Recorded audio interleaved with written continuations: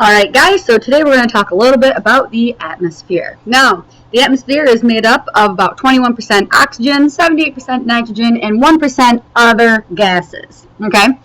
The majority of the atmosphere is condensed on the surface of the earth. When you are walking around breathing the fresh air, you are breathing in the atmosphere. What you are breathing in is actually the troposphere. The troposphere is the layer of the atmosphere closest to the Earth's surface, and this is where weather takes place. Now, you have the densest concentration of air molecules on the Earth's surface within the troposphere, and as you increase in altitude, and you can see that here, as you increase in altitude, the amount of air molecules available becomes less and less and less and less, okay? So the density of the atmosphere decreases with increasing altitude. Now, wave your arms around, waving back and forth. You can feel the air, okay? When you're riding in the car and you stick your hand out the window and you can feel the air go by your hand, that's because the air is made out of stuff. It's not nothing, okay? It's gases. You can't see them. You can't hold on to them. But when you wave your arms around and you feel the breeze, you are feeling air molecules. In the upper atmosphere, if you were to wave your arms around or fly around in a jet plane and stick your hand out the window, you would feel next to nothing, okay? Because there's no air molecules passing by your skin. There's nothing to feel, all right?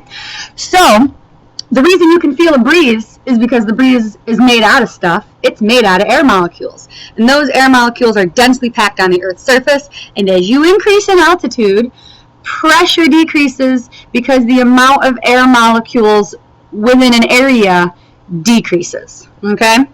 So less atmosphere, essentially, less air molecules as you increase in altitude.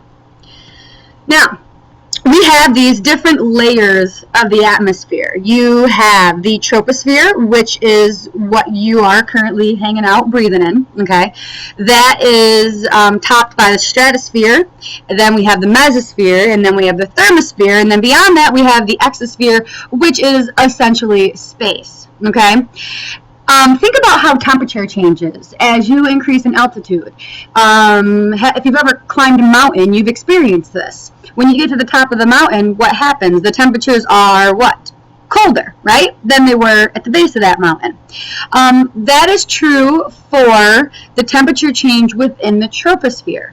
The trend of change in the troposphere is to decrease in temperature as you increase in altitude. However, at the top of each and every sphere is called a pause. You have the tropopause that separates the troposphere from the stratosphere. And at every pause, there is a temperature inversion. Now, that doesn't mean that we jump from one end of the temperature spectrum to the other. When you get into the stratosphere, you don't immediately go from really cold temperatures to really warm temperatures. But the trend of change switches, okay? So, in the troposphere, we decrease in temperature as we increase in altitude. We hit the tropopause, enter into the stratosphere, and as we continue to increase in altitude, the temperatures start to increase also. Then you hit the stratopause and you enter into the mesosphere. You have another temperature inversion happen where the trend of change switches, and in the mesosphere, as we increase in altitude, temperatures continue to decrease. Now, when you get into the thermosphere, after you get past the mesopause and you have another temperature inversion, the trend changes again, and as you increase in altitude, the trend of temperature change is to increase in temperature. So, starting at the surface of the Earth and going through the atmospheres, the trend of temperature change is first to decrease with altitude, then increase with altitude, then decrease with altitude, then increase with altitude. And that trend changes at every transition into a new layer of the atmosphere, and that transition is marked by what's called a pause.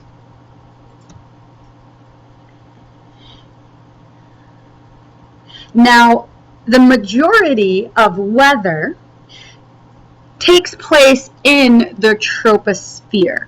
Weather gets trapped here because warm air masses, which typically a cloud is, okay, they rise into the atmosphere because of their buoyancy. They are warmer than the surrounding air, and therefore they rise. But temperatures in the troposphere decrease with increasing altitude, right?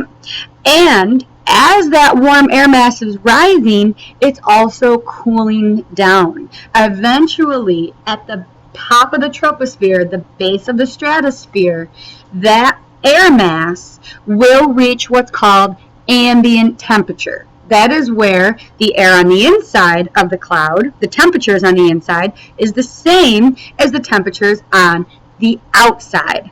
And it has nowhere to go at that point because it has no more buoyancy. The temperatures are the same within as they are on the outside, and it technically has nowhere to go. That is why weather takes place typically within the troposphere, because it's not able to breach into the stratosphere. Every once in a while, you get stratospheric clouds, and the reason they can get that high is because they're either moving really fast or they started out really hot, okay? But that is not very typical of weather. Weather tends to hang out in the lower atmosphere, in the troposphere. It has much to do with buoyancy of clouds. So, one last thing about the density of air, going back to the atmosphere and how density decreases as we increase in altitude. This is why when Felix Baumgarten jumped from the stratosphere, he was able to reach terminal velocity, or he was able to breach terminal velocity. He was actually able to breach the sound barrier.